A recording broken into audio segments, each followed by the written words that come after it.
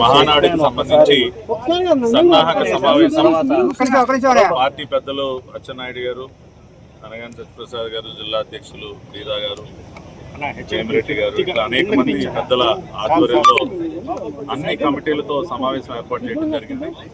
మరి hygiene and beautification కమిటీకి నన్ను కో కన్వీనర్ గా, గౌరవ మంత్రులు సుభాష్ గారిని కన్వీనర్ గా నియమించడం జరిగింది. శానిటేషన్ పరంగా మీ అందరికీ తెలుసు, ఈ రోజున రాష్ట్ర వ్యాప్తంగా స్వచ్ఛాంధ్ర ఉద్యమానికి గౌరవ ముఖ్యమంత్రి గారే సారథ్యం వహిస్తూ స్వచ్ఛత విషయంలో మన రాష్ట్రం దేశానికి ఆదర్శప్రాయంగా నిలవాలని వారు పనిచేస్తున్నారు. మరి ఈ మహానాడును కూడా ఒక స్వచ్ఛ మహానాడుగా దీన్ని రూపొందించడానికి అన్ని రకాలుగా ప్రణాళికలు సిద్ధం చేస్తున్నాం.